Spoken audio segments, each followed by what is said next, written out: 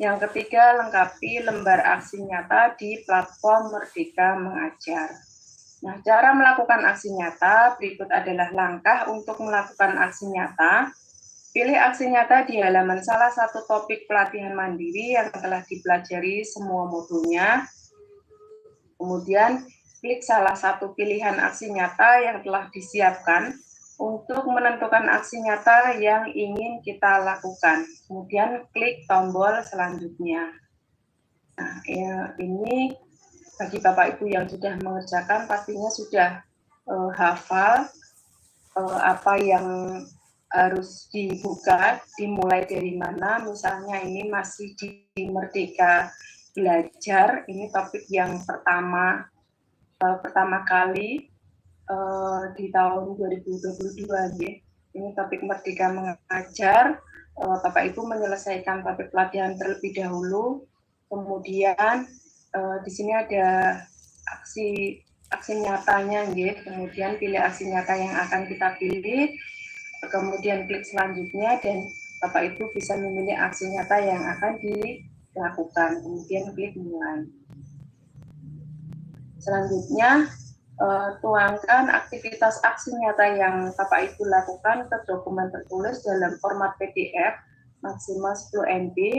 Nah, ini menuangkan aksi nyata ke dokumen tertulis. Proses pembuatan dokumen aksi nyata dilakukan di luar platform Merdeka Mengajar. Artinya kita harus membuat dokumen tersebut melalui berbagai aplikasi seperti Google Workspace, kemudian bisa dengan Canva, PowerPoint, seperti itu. Pastinya Bapak Ibu sudah paham ya. Kemudian pastikan sudah mengubah dokumen tersebut ke dalam format PDF sebelum mengunggahnya ke lembar aksi nyata. Nah, kemudian Bapak Ibu bisa melengkapi lembar aksi nyatanya. Jika sudah melakukan aksi nyata dan menuangkan ke dalam dokumen tertulis, kita dapat mulai melengkapi lembar aksi nyata yang terdapat di platform Merdeka Mengajar. Lakukan langkah-langkah di bagian melakukan aksi nyata dan ikuti langkah berikut. Pilih aksi nyata di halaman salah satu topik pelatihan mandiri yang telah kita pelajari semua modulnya. Kemudian klik salah satu pilihan aksi nyata yang telah disiapkan untuk menentukan aksi nyata yang ingin kita lakukan, lalu klik tombol selanjutnya.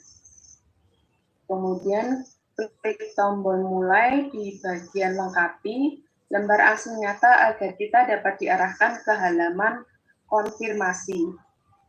Klik tombol aksi nyata sudah dilakukan untuk mengkonfirmasi bahwa kita benar-benar melakukan aksi nyata dan menuangkannya ke dalam dokumen tertulis berbentuk PDF, lalu klik tombol ya, kemudian lanjut. Seperti itu, Bapak Ibu pasti sudah paham ya untuk hal ini, karena sampai saat ini alur mengerjakan aksi nyata itu masih sama, walaupun topiknya juga sekarang sudah bertambah banyak.